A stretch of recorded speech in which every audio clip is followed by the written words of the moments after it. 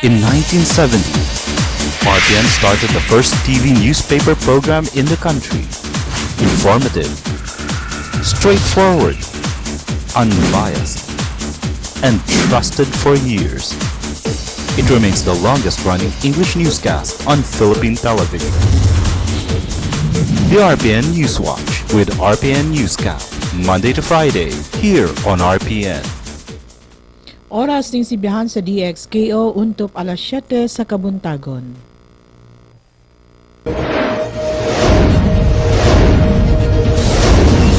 Balita sa DXKO. Mga nagunang kasayuran sa tinubdang lokal, nasyonal, gawas sa nasod, sports ug entertainment. Inyong mabati sa balita sa DXKO. Balita sa DXKO. Ug karon ania ang inyong tigbalita. Mayong buntag Cagayan de Oro ug Misamis Oriental ani kining hanay sa atong mga balita sa RPN Newswatch Morning Edition pinaagi ning sibihan sa DXKO. Uluhan sa atong mga balita sa lokal nga tinubdan mga gwardiya sa syudad himuong mga crime fighters.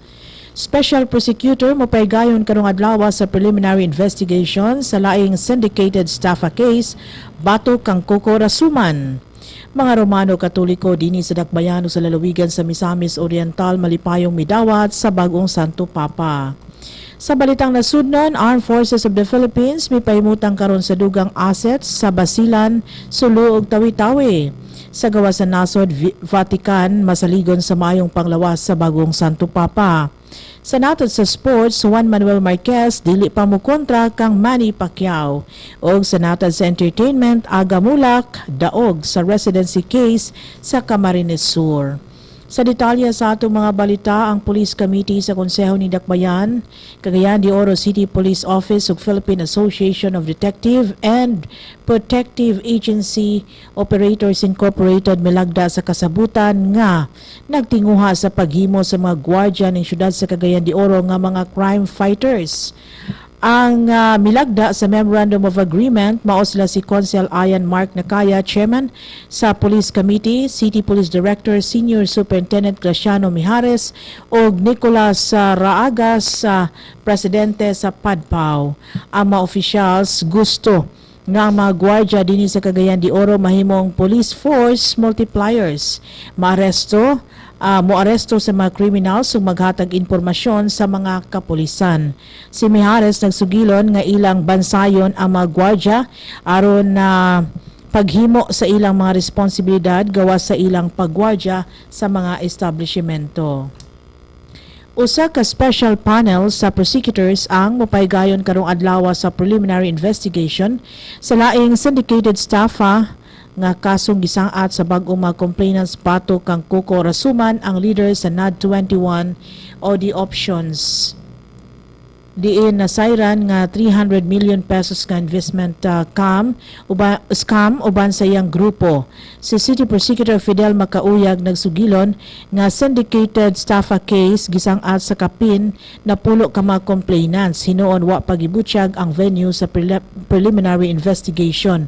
Ang grupo ni Coco nagatubang sa tulo ka kaso sa syndicated staffa sa Regional Trial Court Branch 20. Silong ni Judge Bonifacio Macabaya. Si Regional State Prosecutor Jaime Umpa Mibutyag nga nahidangat na sa dakbayan kagahapon ang Special Panel of Prosecutors. Ang mga Romano Katoliko dinhi sa syudad sa Cagayan de Oro ug Misamis Oriental malipayong midawat sa unang non-European o Jesuit priest George Bergoglio sa Buenos Aires, Argentina, isip bag-ong papa. Si Monsignor Elmer Abacahin, Holy Cross Parish Priest sa Alubid, Misamis Oriental ug Presidente sa Cagayan de Oro Press Club nagsugilon nga ang gahom sa Holy Spirit naglihok sa mga cardinal sa pagpili sa Santo Papa bisan pa nga ang napilian wala sa mga frontliners. Sa kabahin sa tsansa ni Cardinal Tagle, dako pa ang paglaom og ang nga mapun-an sa iyang kasinatian og ingon man sa panahon nga angay maandam siya aron mamahimo usab nga Santo Papa. Blanco pagihapon ang kapulisan kung kinsa ang mga responsable sa pagpamanhig sa sitio Migdahoy Barangay Tingalan, Upol, Misamis Oriental. Namatay sa maong pagpamanhig si Julie Bungkasan samtang naangol ang iyang anak nga lalaki nga si John Lee Bungkasan, 13 anyos, pulos kini residente sa nasangpit nga dapit. Sakay sa motorsiklo ang mga biktima padulong sa sentrong bahin aron unta mopalit sa bugas ug tambal sa dihang gibanhigan sila sa wa mailing mga suspetsado gamit ang wa usab matinong kalibre sa armas. Nakaangkon sa samad sa iyang ulo og dughan si Julie nga resulta sa iyang kamatayon apan napingsan lamang sa bala ang liog sa iyang anak kinsa nakagawas na hinuon sa tambalanan sa Northern Mindanao Medical Center. Sa pagkutlo ning maong taho gisuta pa sa kapulisan kung kinsa ang responsable sa maong pagpamanhig ingon man ang motibo usab sa nasangpit nga insidente. Sa uban pang mga kalambuan, kung ang Lagindingan Airport sa Misamis Oriental mubukas na sa Abril 30, ang mga air travelers mubayad na sa tag 200 pesos nga terminal fee matag usa. Kini ang nauyunan ato sa public consultation sa airport fees nga gimugna sa Civil Aviation Authority sa Pilipinas. Si Regino Hofilena, hepe sa CAAP's Administration Department o namuno usab sa public consultation sa airport fees, nagsugilon nga ang 200 pesos nga fee maong standard rate kini sa tibok nasod alang sa airport terminal. Ang maong bayad alang kini sa pagbakwi sa cost of maintenance ug ubang operating expenses matud pa ni Raul Gloriosa, ang hepe sa Aerodrome Development and Management Services sa CAAP o Vice Chairman usab sa public hearing. Apan sa pikas bahin si Hofilina nabalaka nga ang kawadon sa air navigation systems and support facilities maglimit lamang sa mga incoming flights sa nasangpit nga tugpahanan. Dugang pang mga kalambuan o mga balitang lokal, nahulog na sa mga kamot sa kapulisan ang sospek sa pagpananom sa drugang marijuana sa Barangay Mulugan, El Salvador City, sakop sa lalawigan sa Misamis Oriental.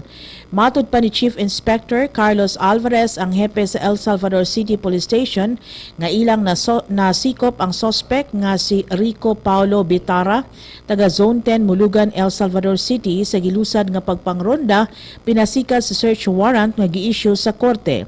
Moabot sa siyam kapunuan sa dugang marijuana ang naibot sa kapulisan gikan sa luna nga gipanag-iyahan sa pamilyang Bitara nga nahimutang haduol sa Mulugan National High School.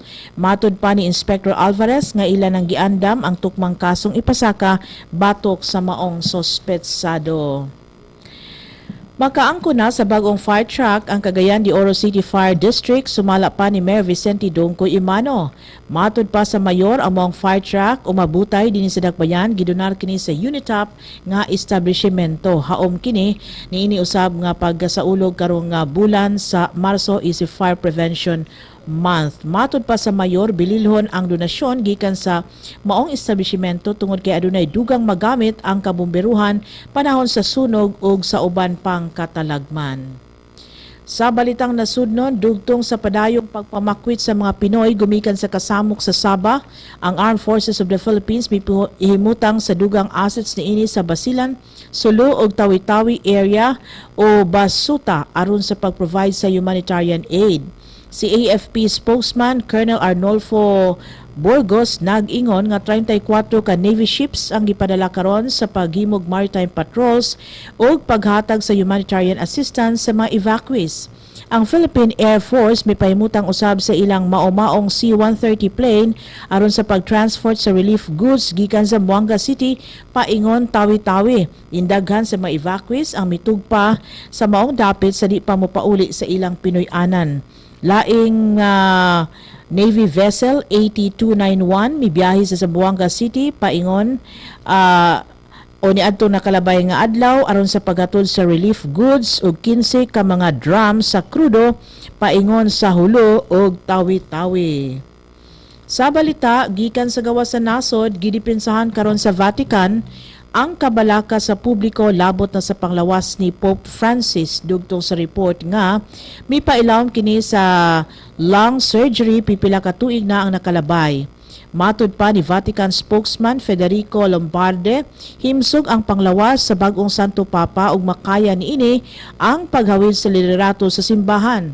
Taliwala nga wala tugti nga mahimong misyonaryo ang kaniadto 22 anyos nga nagtuon pa lamang nga mamahimong pari si George Mario Bergoglio tungod sa issue sa panglawas.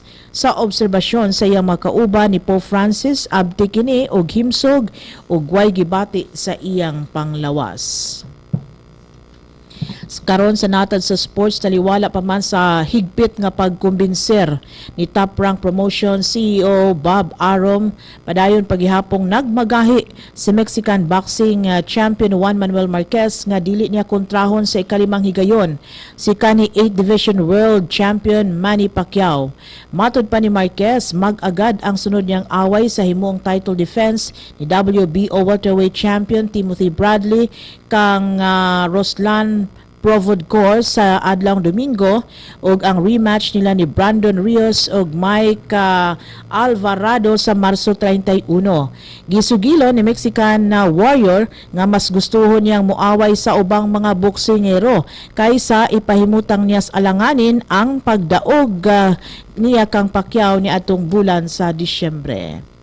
Sa katapusan sa atong balita sa natad sa showbiz, hingpit ng gibasura sa Commission on Elections sa 2nd Division ang petisyon nga nagpatangtang sa listahan sa mga botante ug nangayo nga kansilahon ang Certificate of Candidacy sa aktor nga si Aga Mulak alang sa pagkakongresista sa Camarines Sur. Base sa 13 kapahina nga resolusyon, gisalikway nila ni Commissioners Elias Yusuf o Grace Padaka ang reklamo gisangat nila ni Crispin Imperial o Francisco Perico Dizon nga may kwestiyon sa pagkataga Camarines Sur ni Mulak tungod sa kakulangon sa merito. Madumduman nga una nang nakakuha sa temporary restraining order ang kampo sa aktor sa Court of Appeals niadtong nakalabay nga bulan pato kini sa susamang hiskutanan. Giila sa full body ang pagkabikolano sa mga ginikanan pa ni Mulak, apil na ang iyang intensyon nga magpabilin sa lugar pinaagi sa palista isip botante didto og paghimo usab sa balay sa San Jose, Camarines Sur. Mao kato naglangkob sa atong balita sa RPN Newswatch Morning Edition, pinaagi ning sibiyahan sa DXKO. Balikan nato ang headline sa atong mga balita sa lokal nga tinubdan. Mga gwardya ning dakbayan himuong mga crime fighters. Special prosecutors mopaygayon karong adlaw sa preliminary investigation sa laing syndicated staffa case batok kang Cocorasuman. Mga Romano Katoliko dinhi sa Cagayan de Oro ug Misamis Oriental malipayong midawat sa bag-ong Santo Papa. Sa balitang nasudnon, Armed Forces of the Philippines mipahimutang sa dugang assets sa Basilan, Sulu ug Tawi-Tawi. Sa gawasan nasod, Vatican masaligon sa maayong panglawas sa bag-ong Papa. Sa sports, Juan Manuel Marquez dili pa mukontra kang Manny Pacquiao.